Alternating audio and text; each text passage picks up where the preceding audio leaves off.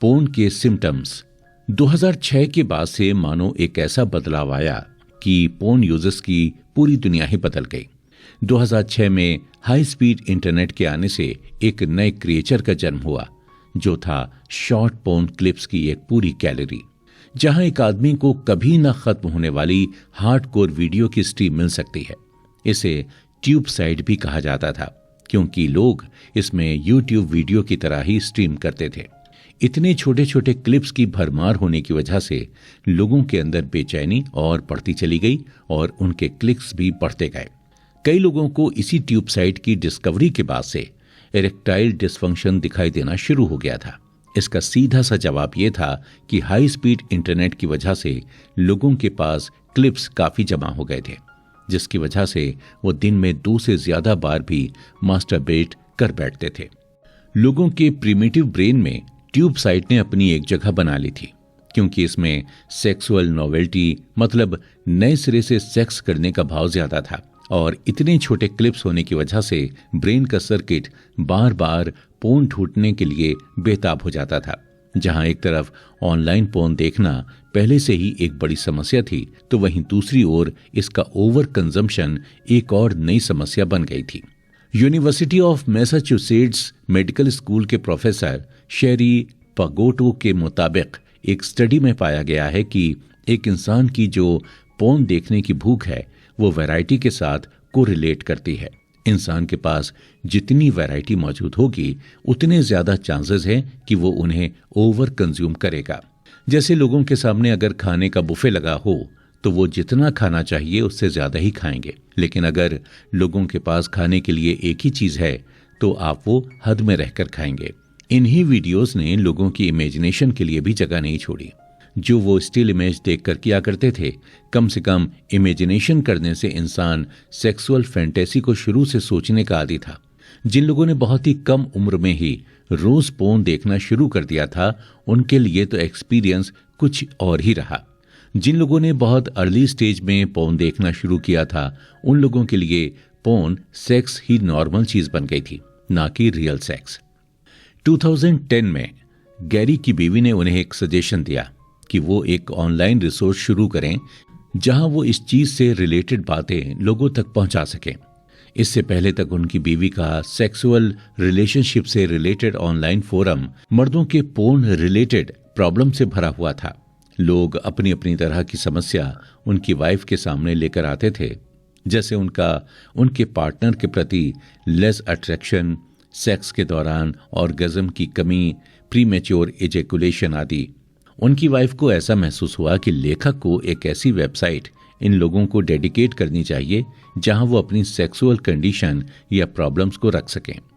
यहीं से शुरू हुआ your brain on porn website का सफर। वेबसाइट बनाने के बाद लेखक को लगा देखने वाली बात यह होगी कि इससे कितने लोग जुड़ते हैं। लेखक को सबसे ज्यादा अचंभा तब लगा जब उन्होंने देखा कि इस वेबसाइट के जरिए रोज 20,000 यूनिक विजिटर्स हर दिन जुड़ते जा रहे हैं। इनकी वेबसाइट के लिंक को भी वर्ल्ड वाइड शेयर किया गया। इसके बाद ऐसे कई और फोरम अलग अलग नामों से सामने आने लगे, जैसे nofab.com, rebootnation.org, your brain rebalance आदि। इस वेबसाइट के पोस्ट कई बड़े बड़े लोगों की वेबसाइट्स पर भी दिखने लगे, फिर चाहे वो बॉडी बिल्डर्स हों, गिटारिस्ट हों या स्पोर्ट्समैन हों। शुरू में तो कई लोगों को यह विश्वास ही नहीं हो रहा था कि उनके सभी सिस्टम्स का दोषी पोर्न है। कई लोग तो पूरी तरह से हील होने के बाद भी पोर्न को शक की निगाहों से देखते थे, यहां तक कि उन्हें फिर से इंटरनेट पोर्न देखना पड़ा, सिर्फ ये सुनिश्चित करने के लिए कि उनकी सेक्सुअल प्रॉब्लम खत्म हो गई है या नहीं। अब आपको कई ऑनलाइन फोरम की वेबसाइट्स मिल जाएंगी, लेकिन पहले इस चीज के बारे में कोई भी खुलकर पब्लिकली बात नहीं करना चाहता था। यंगस्टर्स तो डॉक्टर तक को अपनी पोर्न इंड्यूस्ड इरेक्टाइल डिसफंक्शन या पोर्न एडिक्शन से जुड़ी प्रॉब्लम्स के बारे में बताने से घबराते थे। उन्हें एक अजीब तरह की घुटन, शर्म, गुस्सा और ऑकवर्डनेस फील होती थी।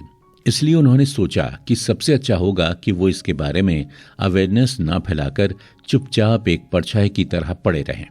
कई लोगों में तो पोर्न क्विट करने के बाद भी नींद की कमी, हाथ पैरों का कांपना, डिप्रेशन आदि सिम्टम्स देखे गए हैं। अगर पोर्न छोड़ने के बाद भी आपको ऐसा लगता है कि उससे जुड़े सिम्टम्स जैसे नेगेटिव थॉट्स, डिप्रेशन वापस आ रहे हैं, तो आपका ब्रेन पूरी तरह से पोर्न से जुड़े रहने के लिए मोटिवेटेड है। कई बार तो लोग पोर्न देखना छोड़ने के बाद भी कभी कभार इरेक्टाइल डिसफंक्शन महसूस करते हैं या उनके अंदर का सेक्सुअल अर्ज खत्म हो जाता है।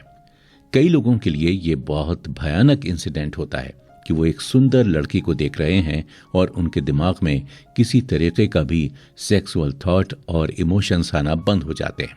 जब तक लड़कों को परमानेंट इम्पोटेंसी यानी नपुंसकता के बारे में सावधान नहीं किया जाएगा, तब तक वो इंटरनेट पोर्न के पीछे भागते रहेंगे।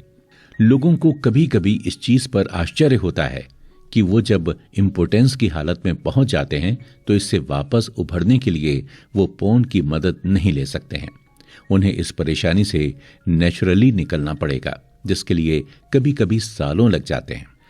लेकिन सोचने वाली बात यह है कि पोर्न की वजह से जो फ्लैट लाइन की सिचुएशन पैदा हो रही है, क्या ये बायोलॉजी से रिलेटेड है?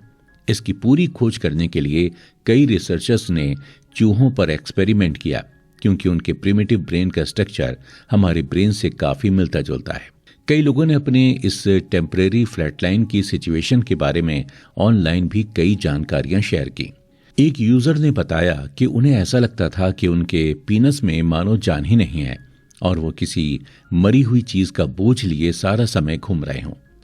जैसे जैसे ट्यूब साइट की पॉपुलैरिटी बढ़ती गई, कई 19 से 23 साल की उम्र के बच्चों तक ने अपना नाम सेक्सुअल डिसफंक्शन के उन बड़ी उम्र के लोगों के साथ जोड़ दिया। 2011 तक आते आते कई लड़के जो अपने अर्ली 20s में थे, उन्होंने ऐसी कई ऑनलाइन फोरम खोले जो उन्होंने पोर्न क्विट करने से रिलेटेड एक्सपेरिमेंट को डेडिकेट कर रहे थे। उनसे इनकी बिना पोर्न देखे मास्टरबेशन करने की समस्या थोड़ी कम होती दिखी भी। उनका इस ऑनलाइन फोरम को बनाने के पीछे का मकसद ही अपने ब्रेन को ऐसे रीसेट करना था कि उसे इंटरनेट इराटिका के ओवर सिमुलेशन से बचाया जा सके। उन्होंने इस अप्रोच को रिबूटिंग नाम दिया। इसी के बाद से कई अंग्रेजी भाषा में ऑनलाइन फोरम बनाए गए। इन फोरम में से सबसे ज्यादा चर्चा में रहा रेडिट, नोफैप, पोर्न फ्री आदि। अच्छी बात यह थी कि इन सभी फोरम्स में लड़कियों का खुले हाथों से स्वागत किया जाता था, क्योंकि धीरे धीरे लड़कियों की संख्या में भी बढ़ोतरी दिखाई दे रही थी। कई लड़कियों ने तो reddit/nofap विमेन के नाम से भी फोरम खोले। धीरे धीरे इस मूवमेंट पर प्रेस वालों की भी नजर पड़ी और 2016 में टाइम मैगजीन की cover story porn at the truth to virility के नाम से एक कवर स्टोरी भी छापी गई। दोस्तों, अगले एपिसोड में हम पोर्न से जुड़ी कुछ केस स्टडीज और रिपोर्ट्स के बारे में जानेंगे। हम देखेंगे कि इन स्टडीज में कौन कौन सी गलतियां पाई गई हैं और इनमें बाद में क्या सुधार किया गया है या किया जा सकता है।